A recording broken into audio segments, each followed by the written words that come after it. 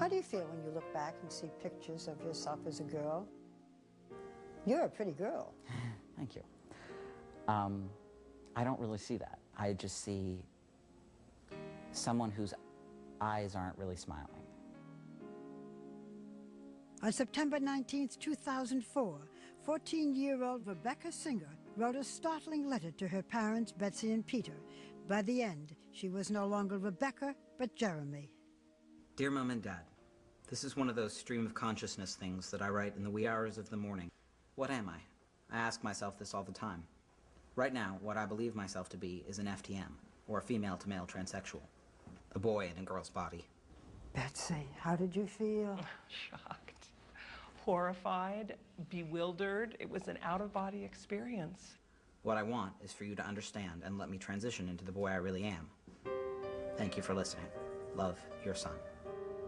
After years of struggling silently, Rebecca, now Jeremy, began to transform into a boy almost immediately. He cut his hair short, bought male clothing.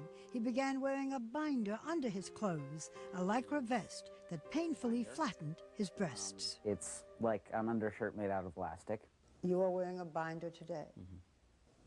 Are your breasts very large? Yes.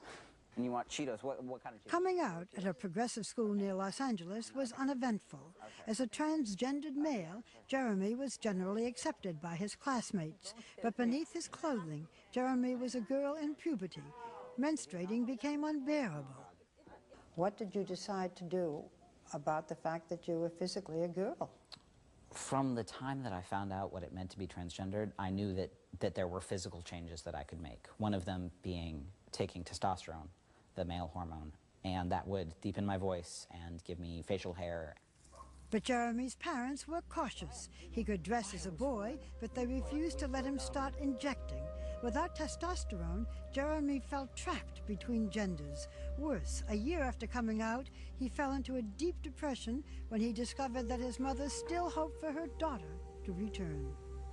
That was probably the darkest of all of the times that we went through, the many, many talks that we had. And he said to me, Mom, you still don't see me as male. And you said what? I admitted it. It was true. That was hard to hear.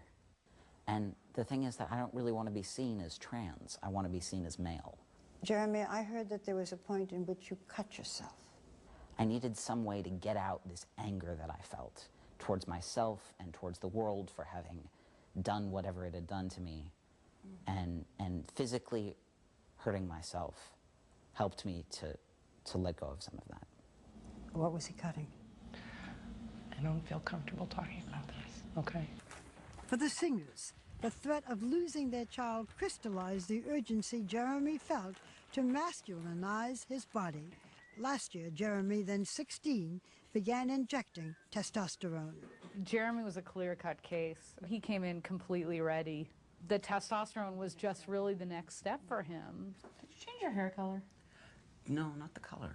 Dr. Joe Olson specializes in adolescent medicine at Children's Hospital Los Angeles and treats dozens of transgender children like Jeremy. Thanks to hormone therapy, Jeremy now shaves, his voice is deeper, and his body looks more masculine. But what about the other children we've met tonight? What will happen to them? If you're a biological male, for example, the idea of getting a beard and getting underarm hair and a larger penis, that's terrifying for you. This is exactly what Riley Grant can expect as a male to female transgender, a 10-year-old who is on the cusp of puberty. Experts are divided about when to give hormone therapy, but a growing number believe that early intervention is the best choice. Soon, Riley's doctor will give her hormone blockers to suppress her natural testosterone surge. Then in a few years, she'll start to take estrogen, or what is called a cross hormone. The estrogen allows them to get breast development, which is irreversible, and it allows redistribution of body fat in the breast and the hips. There's a couple things that we cannot affect, unfortunately. We cannot affect voice pitch in biological males, and we can't affect the Adam's apple So a lot of people do get surgery to get that shaved down. But hormone therapy comes with risks. For Riley, taking estrogen increases her chances of getting breast cancer, and cross hormones also could render transgender teenagers sterile. Then there's the question of if and when to have sex reassignment surgery. Eventually, does Riley want to have the penis removed? Riley would have it done tomorrow. Tomorrow is further down the road for 6-year-old Jazz Jennings.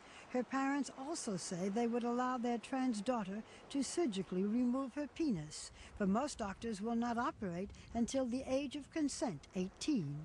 Although surgery is expensive and not covered by insurance, Jeremy says he hopes to have his breast removed before he goes to college. For now, surgery below the waist to create an artificial penis is not an option, he says. What do you say to a parent watching who says, is my child gay, feminine, masculine, or transgender? You have to look at your child and look into their heart and support them and just follow their lead. Because your child is who they are, and you should love them for who they are. There are no numbers on just how many transgender children exist. We do know that they are rare, but more and more parents have embraced them. In one internet support group alone, there are 400 families. No longer isolated, many are connecting at transgender conferences like this one in Philadelphia. You stupid homosexual man, woman. What are you doing in this school? You don't belong here. In workshops, these transgender children share stories of pain and embarrassment from relentless teasing and bullying back home. She knows about me being transgender, and she knows about the bullying, but she hasn't done anything. Here, these children are safe to be themselves, but in the outside world, transgender children are often victims of discrimination and hate crimes. You're both scared? Yes. Of what someone might do to her? Oh, yes, definitely. Yes. You know, could you read it in the paper? You see it in the media all the time. It's a mean world. Perhaps most devastating can be rejection by their own families. The worst thing you can do to your kid is say, I don't love you because of who you are. That's a horrible, horrible message for your kid, and it's going to lead them down a road of catastrophe, really.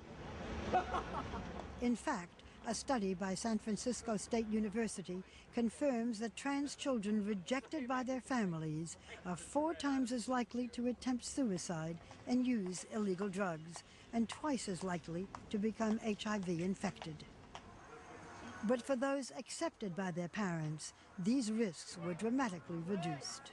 You know, I feel bad for parents that can't give that to their children. Some of them just can't put aside their own bigotry or feelings or enough to say, it doesn't matter, I love you if you're gay, lesbian, transgender. Why should it matter? This is your child. No one can imagine what these special children must go through every day to be who they are. They and their families struggle to simply be accepted. What if one day your child said, I am in the wrong body? Could they accept it? Could you?